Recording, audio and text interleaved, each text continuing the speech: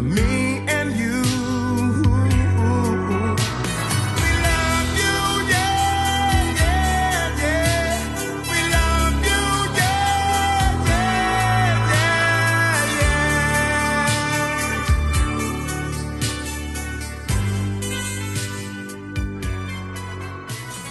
We're here at the Village Recorder in Santa Monica. Galen, in what year was it that you worked with Mudcrutch and Tom Petty? 73, I believe. Now they had just came from Florida.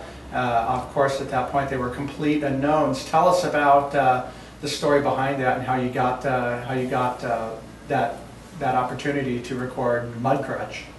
Yes, okay. It's Tom Petty, who was a band called Mudcrutch from Gainesville, Florida.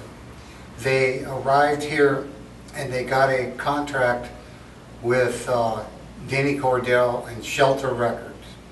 Okay, and I met them through Shelter did a couple of Phoebe Snow records with Denny, and he brought in Mudcrutch for a couple of song demos at Producer's Workshop. And that's when I met Tom and Benmont and the group. And we hit it off, and then they gave Mudcrutch a budget to do an album. And they wanted to do the album here at Village. So I said, okay with me, we'll come out here. And we started recording the album. And I can't remember exactly how many songs. We didn't complete an album. I still have some of the mixes, actually, I think, somewhere, work mixes. But the album didn't get completed, maybe 2/3. I have a single floated up on the website of one of the singles, his first single, his very first single that they released. And I have a copy of it, and I put an image of it up on the website. But what happened was Denny stopped the recording here, brought him back into Producer's Workshop, and said, we're going to take it song by song. And what started happening was we would come in to do a song and I would notice there's one less member of the band. Okay, where did he go? Then Tom would explain to me, well, Denny didn't like him, so we're dropping the bass player, whichever order it was.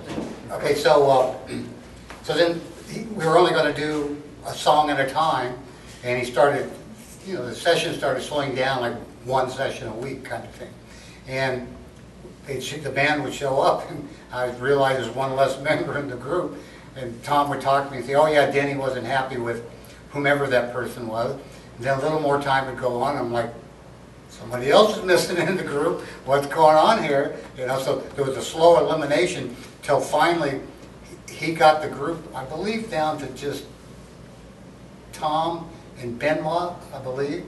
And then he put the brakes on totally of working at any studio, either studio, because Leon Russell was an owner of Shelter Records too. Shelter Records and Denny Cordell. So he says, okay, Tom, you can keep working, but you got to work out at Leon's house. Leon's house was out in the valley, I believe it was Tarzana. And so I started doing that for a while. It was pretty crazy. It was like one of those first Rolling Stone recordings places where you come into a house and something was upstairs, and then the piano was in a closet over here, and then his piano was down over here, and it was pretty chaotic. We had to run cables up, and then I'm in the bedroom and trying to communicate.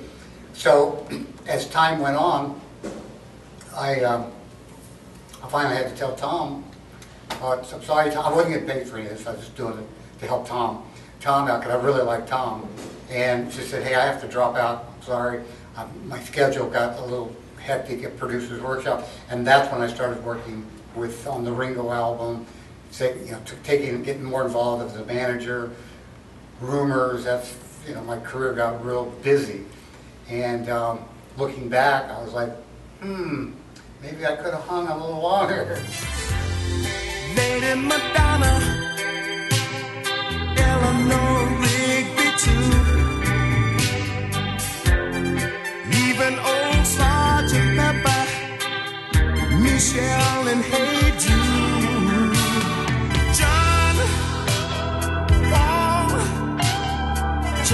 and Ringo.